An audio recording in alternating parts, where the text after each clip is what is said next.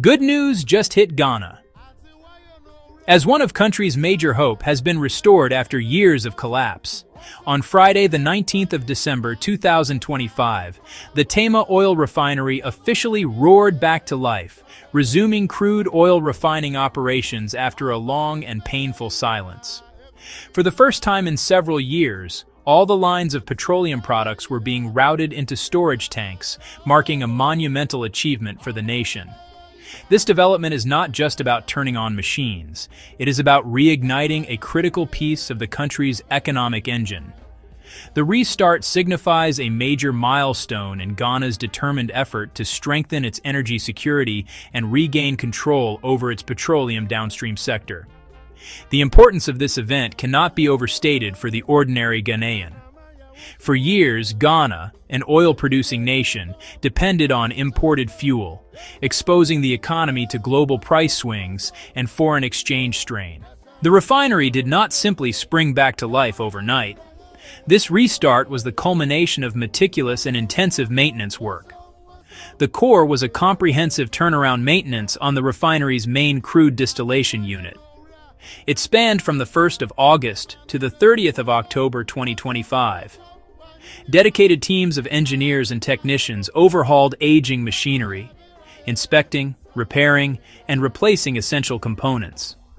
The plant was made fit for purpose after years of neglect. After maintenance came rigorous regulatory scrutiny to guarantee safety and operational integrity. The National Petroleum Authority conducted comprehensive inspections across the plant.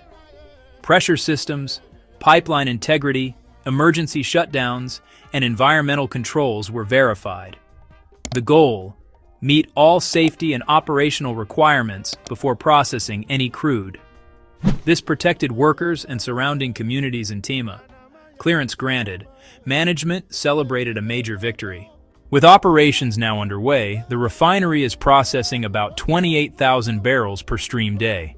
A steady, controlled start to optimize newly refurbished systems. The immediate goal: hold this level consistently while preparing the next upgrade. Management will install a modern furnace, F61, replacing an older, less efficient unit.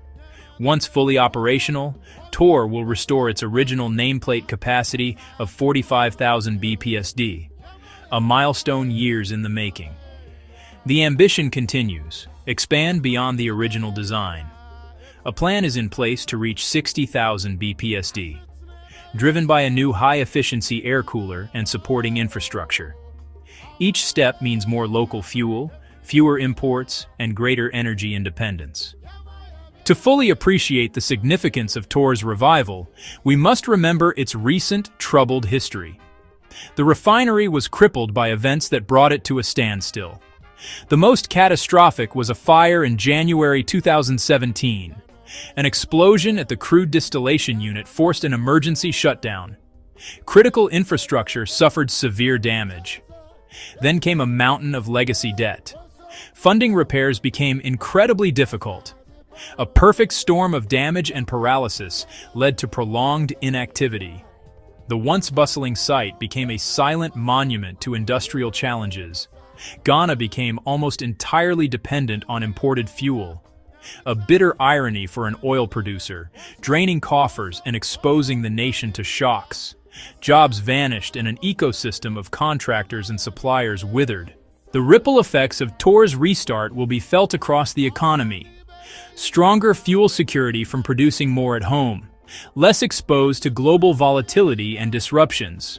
Reliable, locally controlled fuel for hospitals, schools, and businesses. Cutting the import bill can stabilize the Ghana cedis and cool inflation. More predictable pricing for consumers and industry. Jobs return. Engineers, technicians, and administrative staff.